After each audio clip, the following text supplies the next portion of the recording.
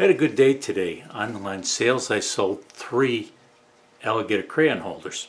That's all I had left in stock, so I have to make some more.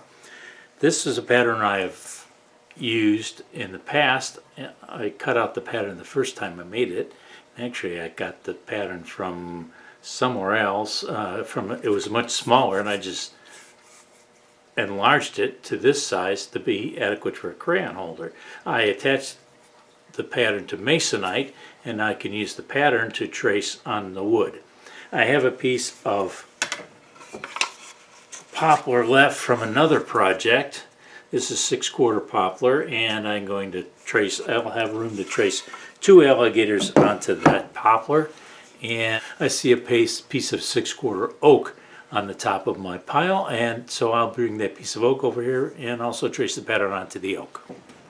That poplar was a little bit rough on the edges here, and so I ran it through the table saw to make those smoother.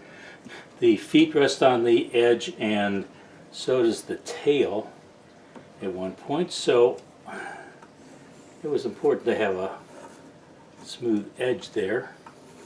I'll trace one alligator on this side.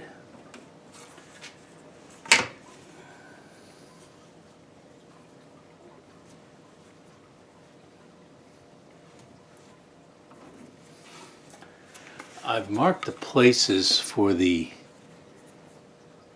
holes for the crayons, and I've found from experience the best way to do this is to drill the holes first and then cut the pattern. I found if I cut the pattern first and then drill the holes, drilling a hole into a space like that on an angle can sometimes get a little bit tricky. So I will transfer those marks onto the edge, the top of the alligator here, and I'll show you how I proceed from there.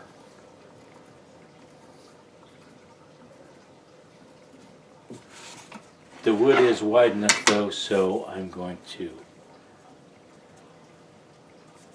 trace the alligator again on the other side of the piece of poplar.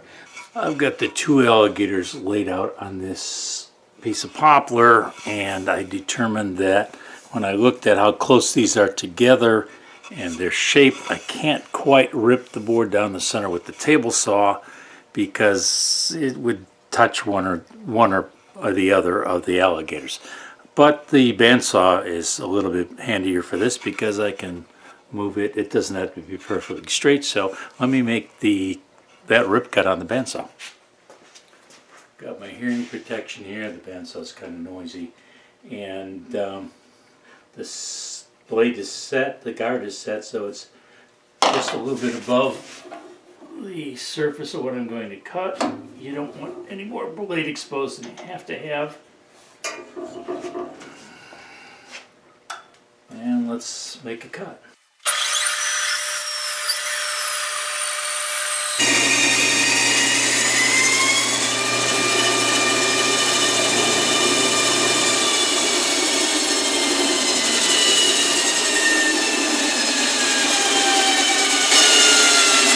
Look at the surface there, you can see I had to curve it just a little bit to totally avoid touching the top of the alligator.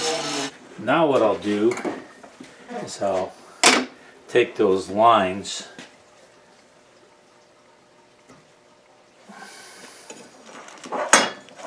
and I'll extend them up from where they're marked against the alligator's body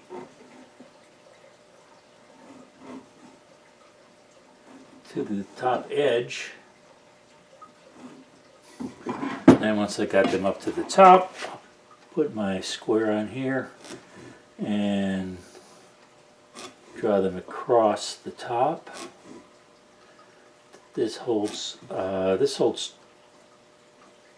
24 crayons, so there's going to be, they're too wide, so there's going to be 12 sets of holes here. Now you can see the lines are across the top there. Now the other thing I need to do is to space these. And all I have to do is space just a couple of them, and then I'll set up a fence on my drill press so that they'll all be evenly spaced. Alright, those are our marks, and we're good to go over to the drill press with that. To make a crayon holder, you're going to want to use a 3/8 inch drill bit. I prefer the Forstner drill bits because they have a flat bottom. You want to set the depth so that your crayons will go in the holder but not too far. And this particular drill press has a depth stop, so I will set that, if that's good. Yeah, that's where I want it. So we got the depth set. Now once the depth is set, bring up my homemade fence here and bring it so this has a laser sight. Bring it so the laser is going to come right on those cross hatches I made. Clamp on one side. It's good there too. Clamp on the other side. Now we're set. As you may remember, I put just inside and outside markings on just one on each end, just to get the fence lined up. Now all I need to do is drill each hole and line them up with the lines going this way. Forstner bit does not clear sawdust like like a regular twist bit does, so you need to make sure you keep pulling it up and out. You want to drill partway down, pull it up, down. Keep doing that to clear the sawdust, otherwise the drill bit's going to get stuck. That's good. Move on to the next one. And just follow that along the 12 markings on this side, then flip it over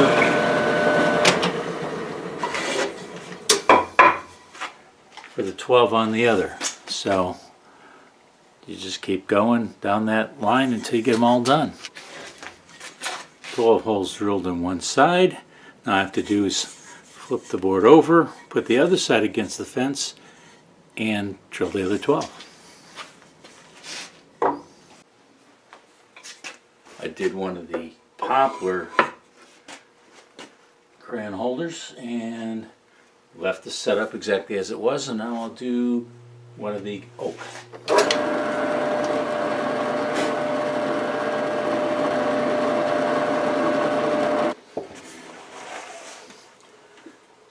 My other scroll saw won't clear 6/4 material, but this saw will, so that's what I use it for on projects like these. This is a PS wood machine. It's belt driven. It's got much greater depth here than most saws do. It's also got a very deep throat after you're working on large projects. I use a magnifier and a light. My vision is not as good as it used to be. It's not bad, but it's not what it used to be, that's for sure. Has a blower here to keep the dust out of the way. I'll start with cut between those two teeth.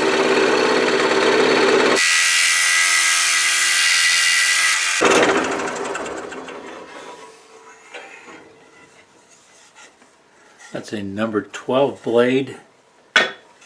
It's anything this thick takes some time, but there you go. Now I'll make the cut from the back of the back foot to the tail.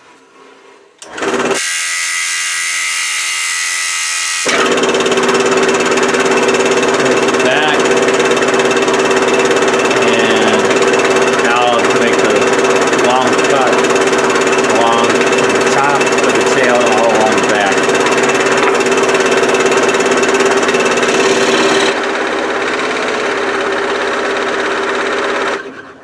about to reach the spot where the holes are drilled, and when you get to that point, the cutting goes much faster because so much material has been removed.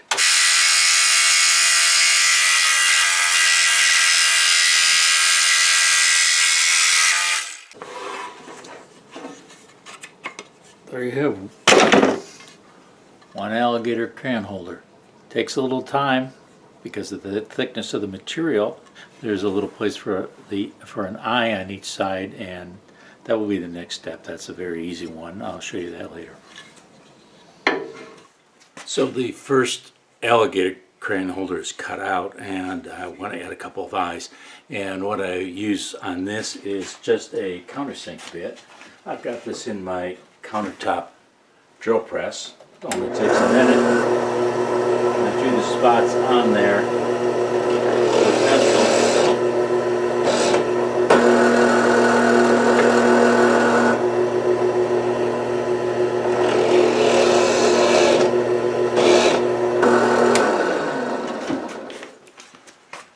That's all it takes, and there's the two eyes.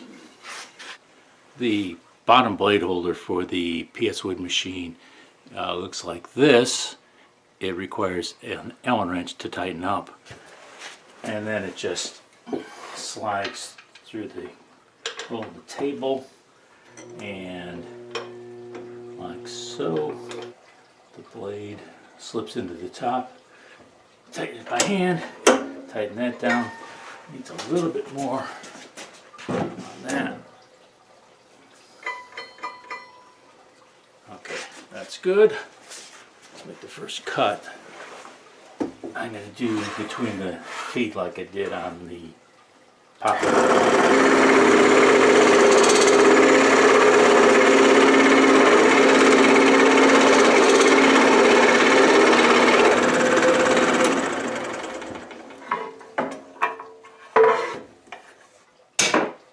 That. Get a little closer for the next shot.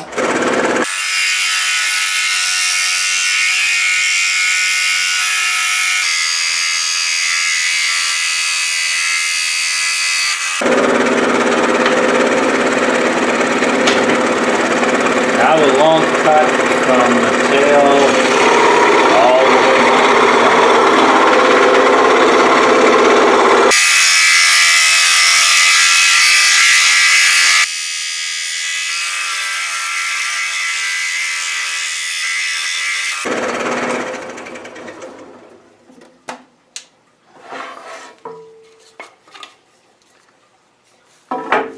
There's the alligator in oak.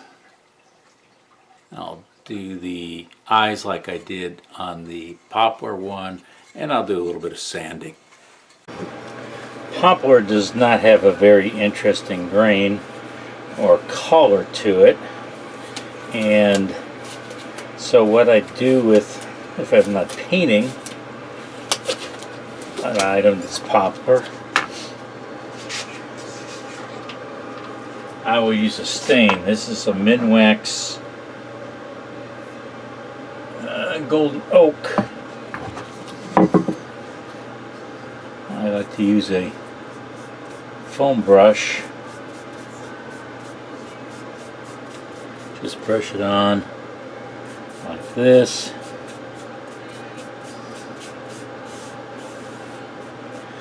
And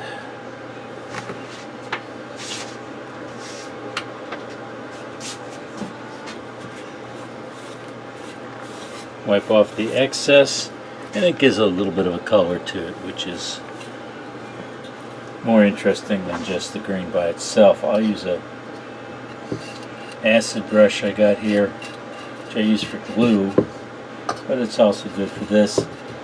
That foam brush is not going to fit in between the two rows of teeth on this alligator. There is the finished alligator in oak with a spray polyurethane finish. There is the finished alligator in poplar. I use this polyurethane combination stained polyurethane finish on the alligator. Let me show you though a couple other possibilities for animal crayon holders. You of course saw the pattern for the alligator because I showed that at the very beginning. But the first crayon holder I ever made was a Dachshund Hunt. This pattern came out of a woodworking magazine from I don't know how many years ago. The Dachshund Hunt has a ear to 1/8 thick ear that goes on the outside. But I had some other ideas. I had a pattern, I had a dinosaur set that was popular, and it was much smaller than this, but I took one of the dinosaurs, one which had a long back which made it suitable for a crayon holder, and I enlarged that many times to come up with this pattern. I had someone contact me that saw my patterns on sale online and asked for some customs. So I was able to do that. The first was a bear. You can see from that that the bear was made from a puzzle. They asked for a moose, and the moose was also made from a puzzle.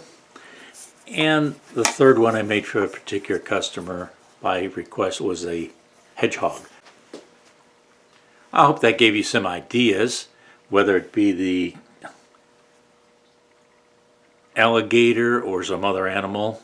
Obviously one with a long back works the best, but you can make a smaller one for less crayons. And you can make it thinner too. If your scroll saw is not capable of doing 1.5 inch thick, you could do it with 3/4 to 1 inch, whatever you can get. And instead of putting 2 sets of holes side by side, just put 1 set of holes along the back. Wouldn't hold as many crayons, but still the same idea.